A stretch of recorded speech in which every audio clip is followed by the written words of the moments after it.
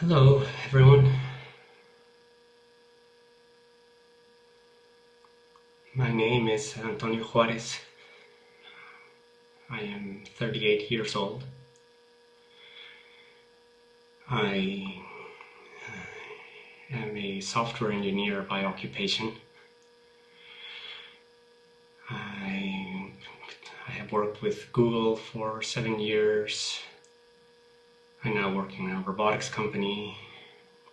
My peers believe me to be somewhat a clear-minded person, if sometimes absent-minded.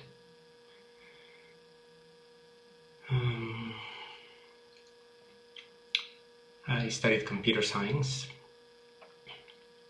at Carnegie Mellon University. Actually, machine learning at Carnegie Mellon University and computer science in Guatemala.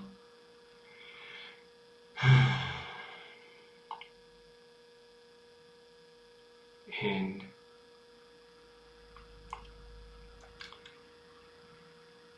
I'm here today to say that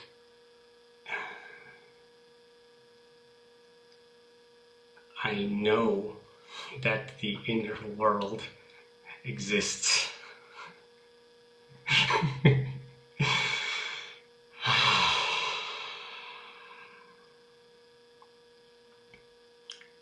The inner world. The esoteric realms that many different disciplines and teachings and religions and people speak about. The divinity that religions point to.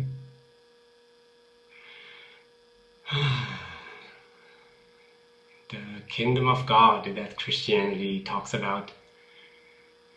The God within that the Eastern scriptures and teachings talk about. The energetic centers that many teachings teach are in our bodies.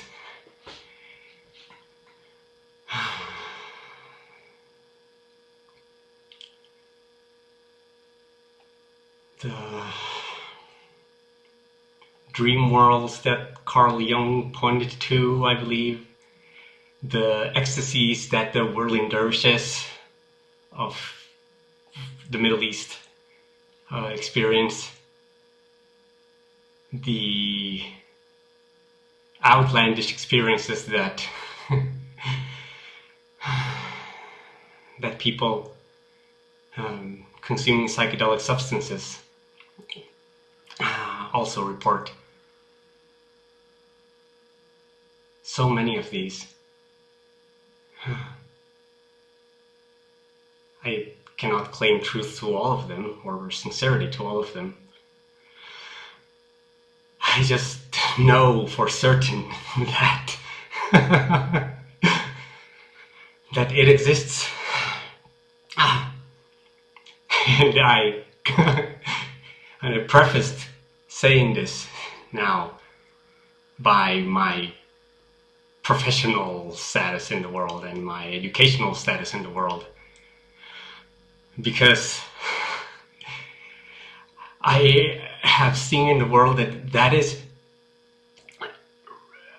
rarely or never a combination ever acknowledged. The bringing together of the modern westernized rational education and the esoteric, intangible, unproven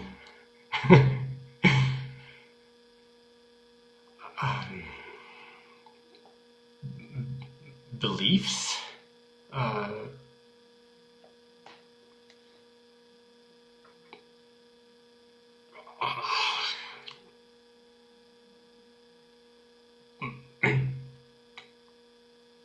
Facts, words, truths, I will call them truths. The truths that the East, and the truths that the Eastern beliefs talk about, or Western mysticism for that case, because there has been mysticism all over the place. The truths that mythologies talk about, the creations of the world. There are so many things that exist in the world that talk about esoteric realities. And I don't know I don't hold person with empirical experience to verify each and every one of these things that I'm saying. But what I can verify now with the most certainty that my mind has been able to to grasp is that the inner world is real. It is real. It is in us. It is not just in us, it is around us, through us, is us. It generates us continuously. And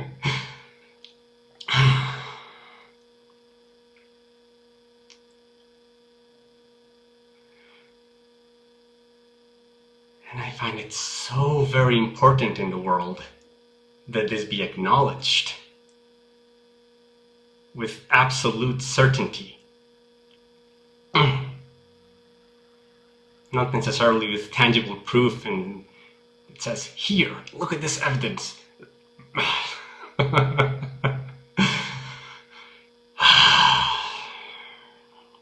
There is barely any evidence to be brought into the physical world from those realms.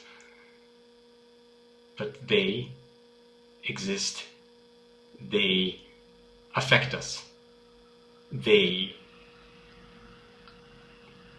manifest through us.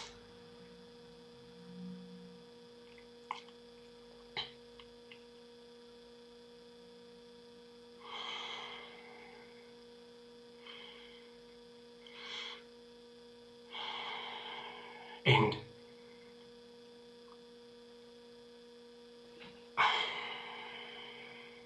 I wish it to be said in the world, I wish it to be acknowledged in the world that this is true, because I know that there are many, many people who hold these beliefs, who know this, who have experienced this, and many of them are not willing to state out explicitly those experiences and those truths. I have heard it spoken in whispers, in little silent corners, in special events, and only to certain people, only whenever you know that certain trust exists. For different reasons. Because perhaps fear of rejection, because the fear of shame, because perhaps because there is no proof to be to be offered.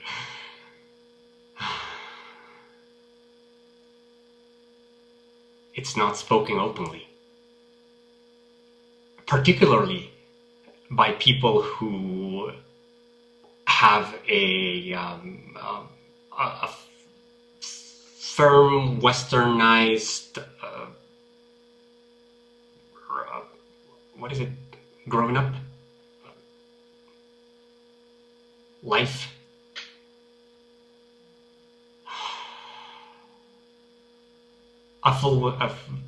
A firm westernized role in society. By westernized, I mean the modern world, the one where technology and science and the mind and the rational are the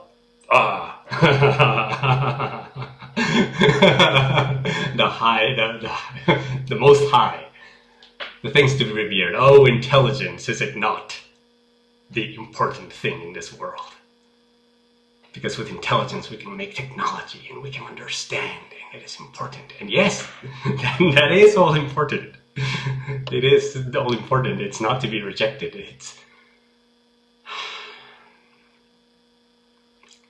But very often also people who live in who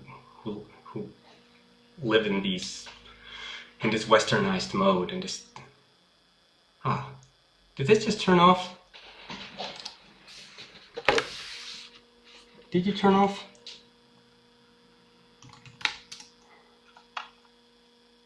Is it still recording?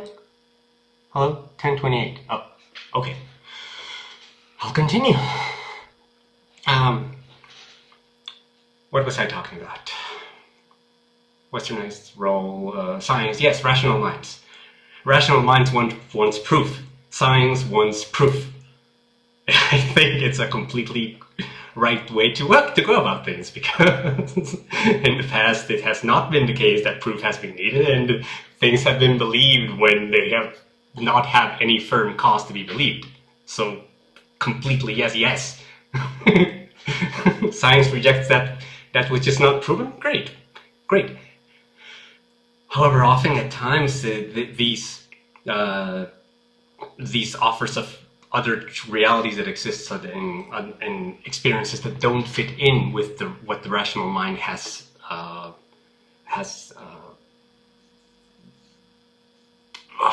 what's the word?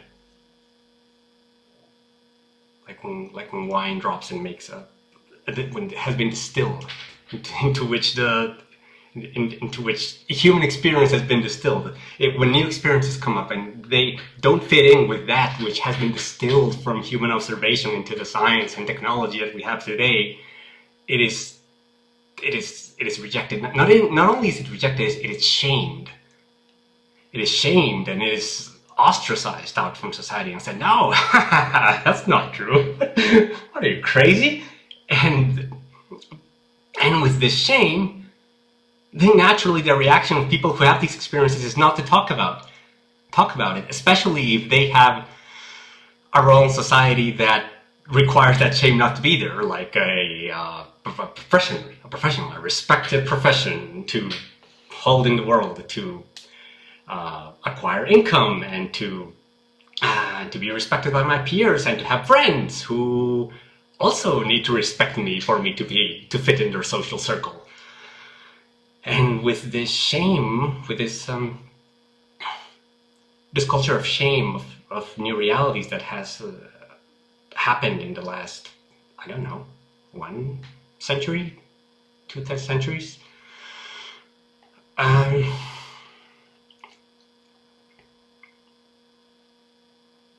Well, the new experiences and the new realities don't dare to come out.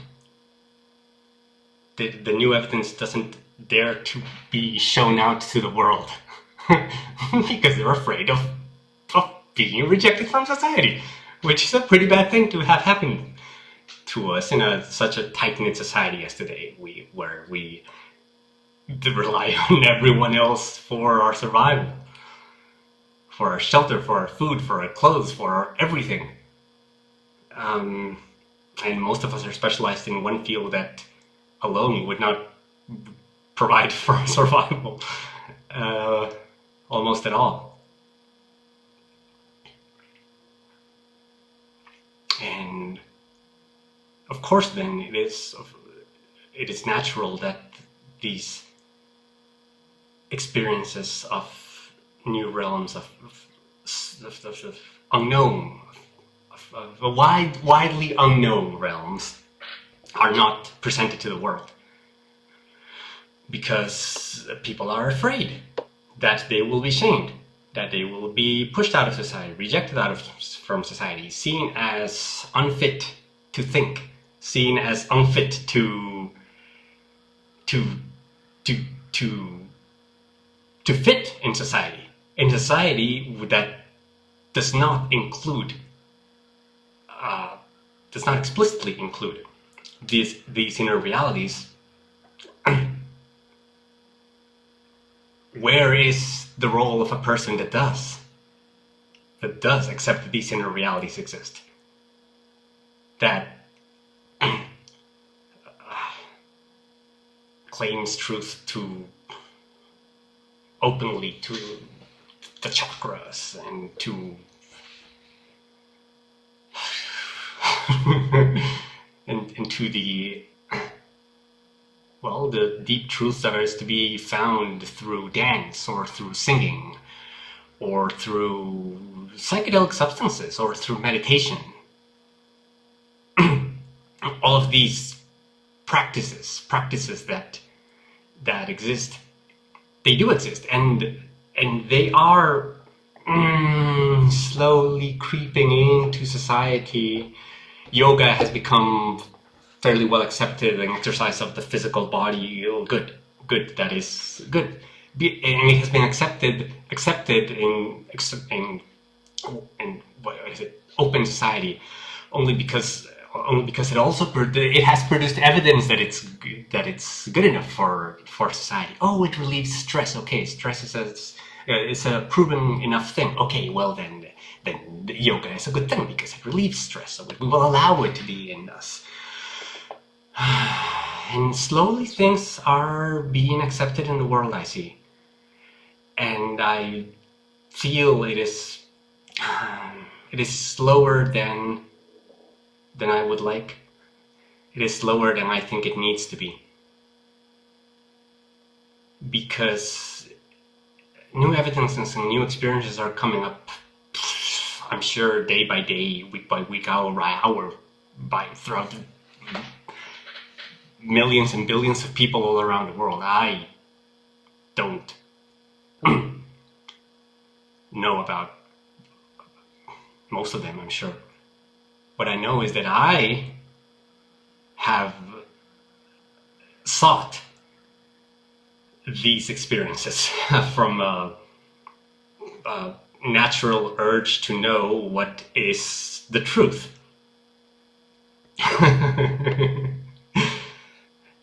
And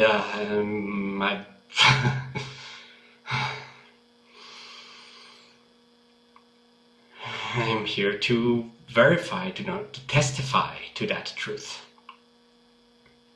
To the truth that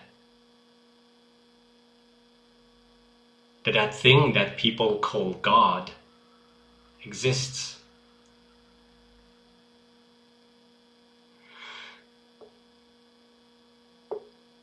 That aspect and quality that people talk about as love exists. That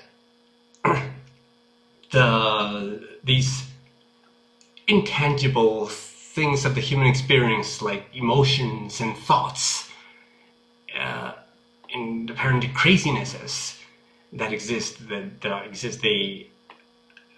I want to testify that they are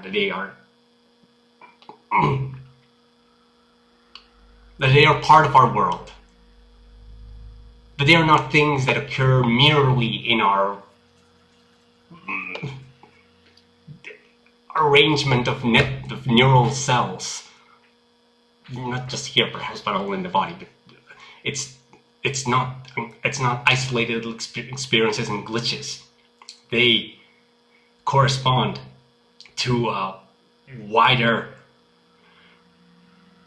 truth of reality that we all are.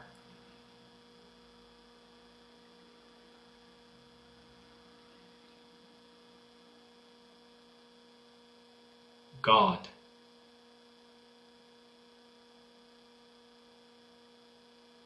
gives us life continuously.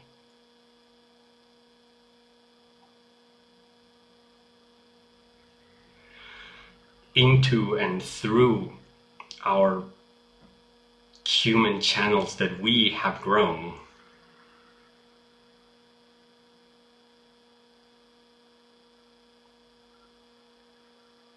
And it is our responsibility to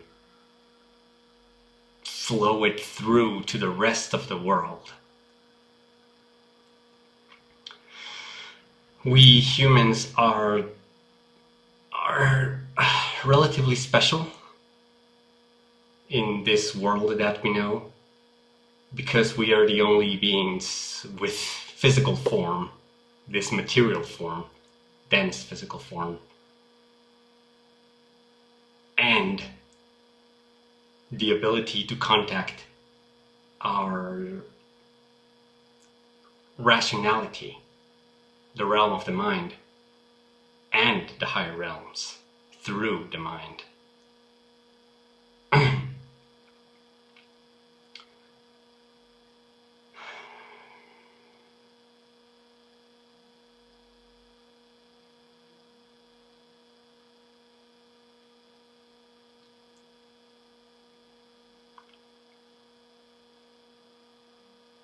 I felt how important it is that at each moment in our lives...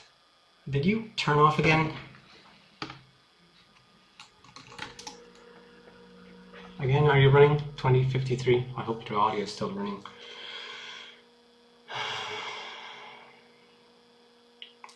It's every 10 minutes.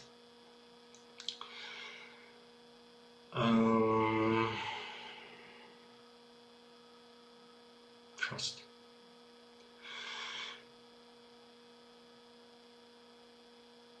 I feel it highly important that at each moment in our lives we develop the ability, the capacity to trust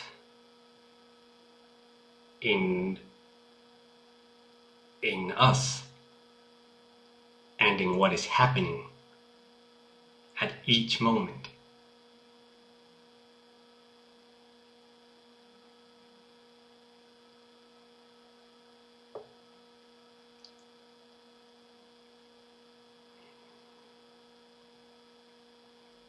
Because this trust can allow the whole of us, the entirety of us, to relax our physical body, to relax our emotional body, to relax our mental body. Each of them subtler, lighter than the last.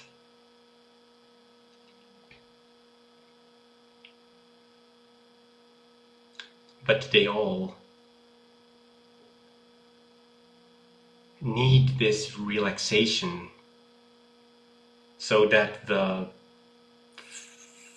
fluids, the energies, the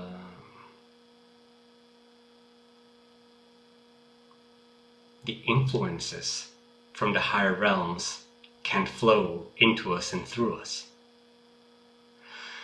Because these energies and fluids are, as far as I've experienced it, beneficent.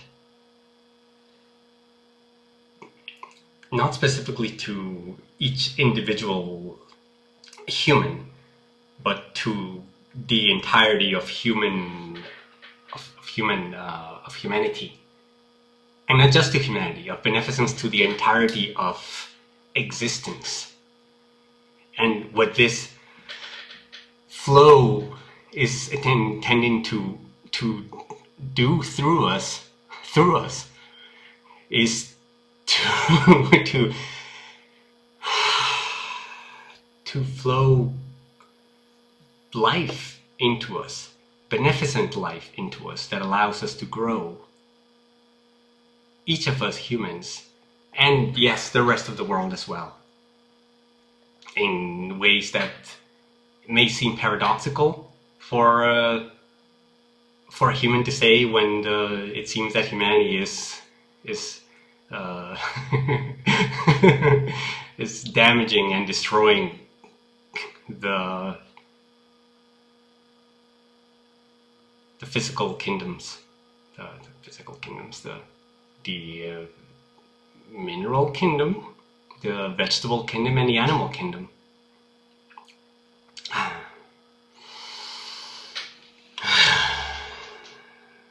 But as far as I've experienced it, it is beneficent. And one is asked to trust continuously by these forces, so that one's role, in our case, one's human role, can be fulfilled in this life that we are in.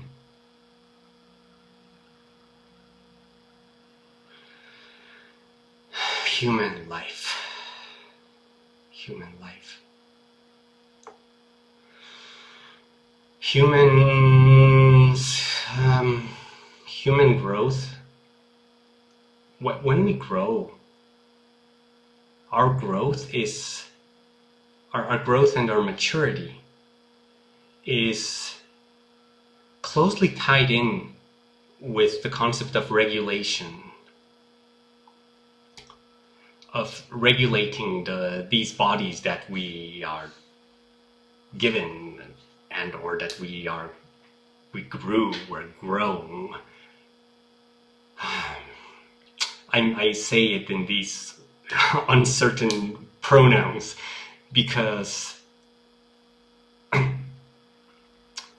in the context of the higher realms, the individual merges into the whole, and the concept of who does what to whom is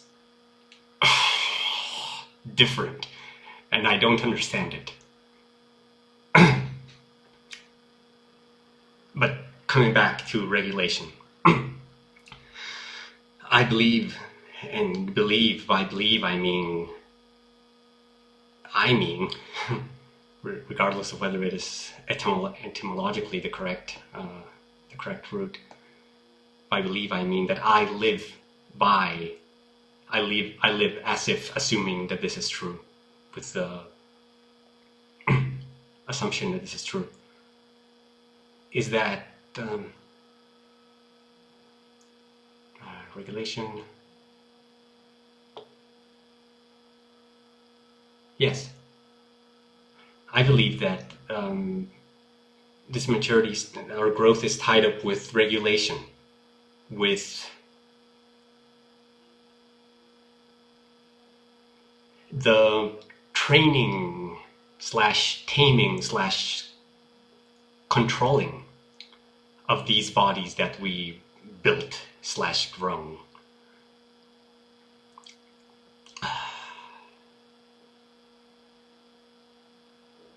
When our consciousness comes into being, as I've read it, at birth, we are given a fully formed physical body, but a very seemingly incoherent way to manage it. We are basically helpless with ourselves.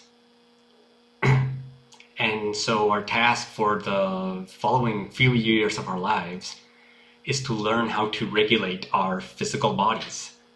In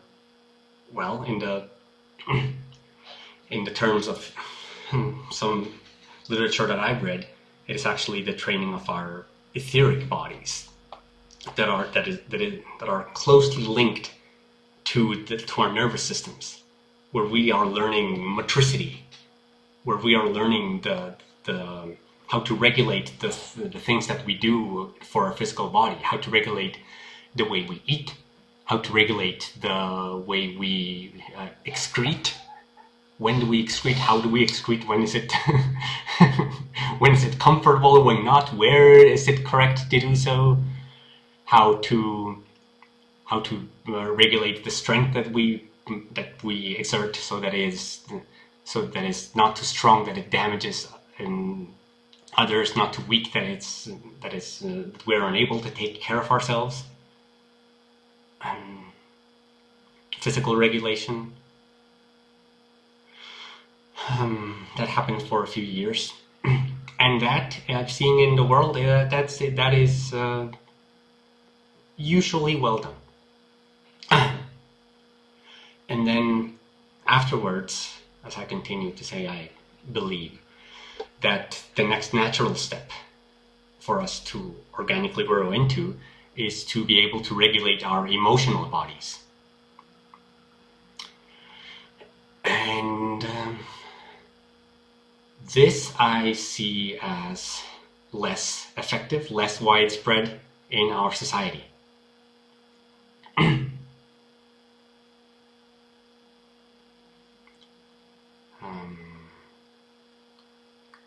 it is somewhat taken care of, at least externally, whereas a crying child will at least know not to cry on certain occasions or not to be too aggressive on certain occasions. But very often, rather than actually processing the emotion and actually knowing how to truly process, how to truly regulate oneself, because people believe that emotions are this ethereal, wishy-washy, non-existent thing, it is ignored. And the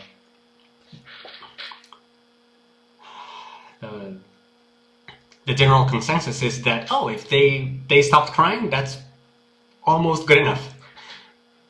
If they stopped being damaging and angry, oh, that's almost good enough. And we fail to process these emotions, and we carry them through our lives. And I see that in the world, many, if not most, if not all, of us humans carry emotional wounds that make us unable to correctly take care of us and of each other in the long run. I believe that emotional regulation is the one critical practice that we humans,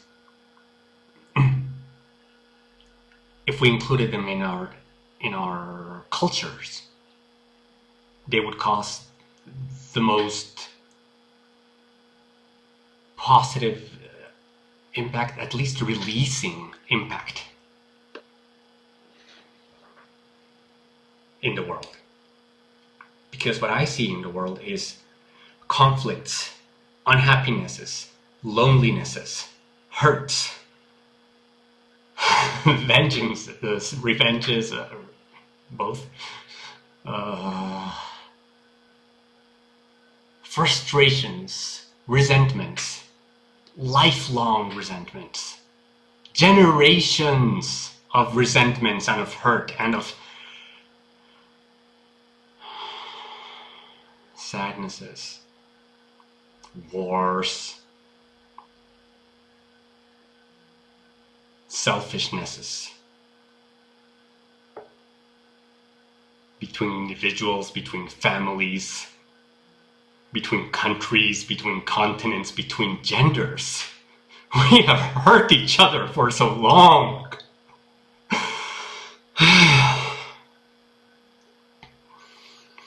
And I think it is supremely important that we learn how to stop doing this to ourselves.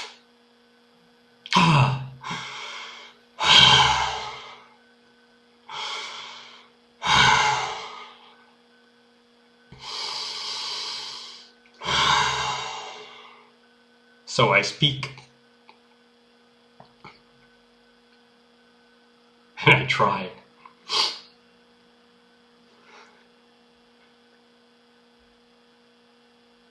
Because I have not seen public acknowledgement of these things, or a clear statement about these things, at least not from people who also claim to be traditionally well fit in with society.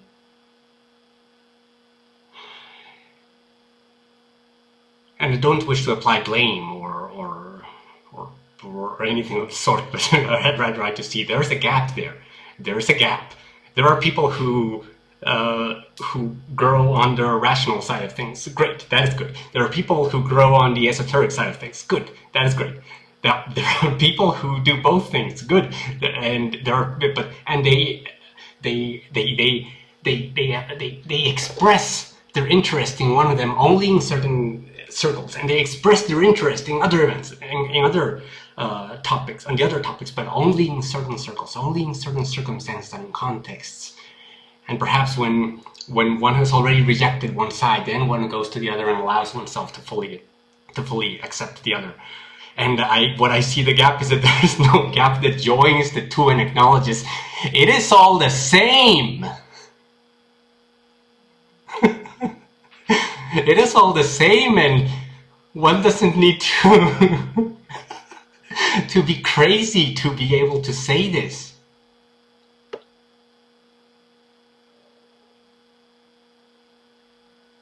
And one doesn't need to be afraid that one will be ostracized.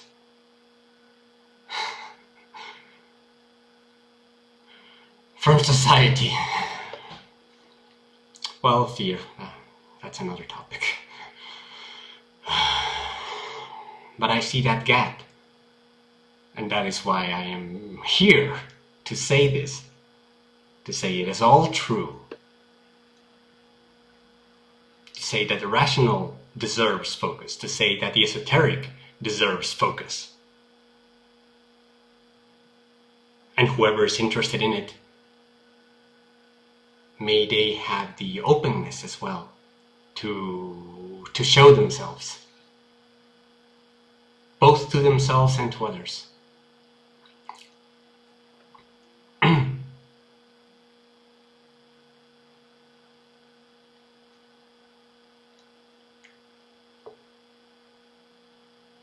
Because only then, I believe,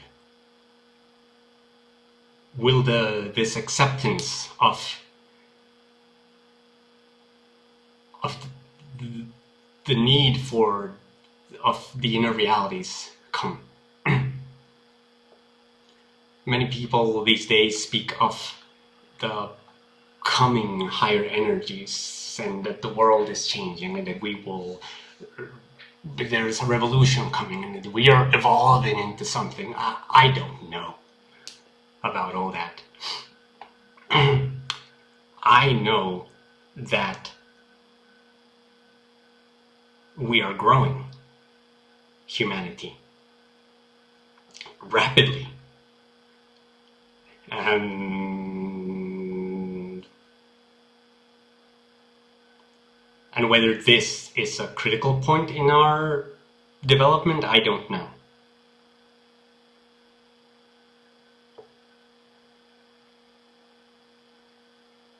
It feels like it.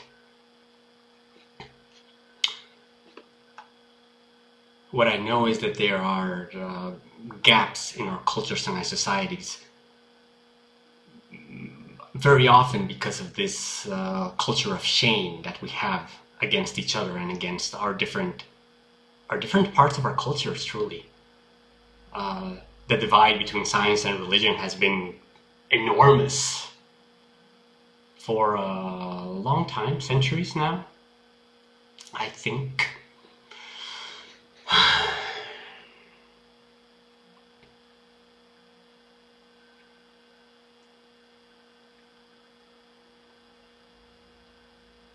And I believe it is critical for us as humanity to bridge them again.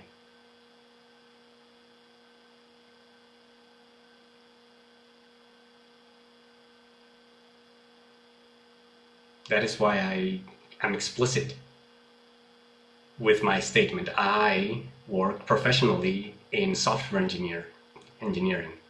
I have studied machine learning, computer science. I know the concepts of physics and chemistry and organic chemistry and the processes that make our weather occur and the reasons why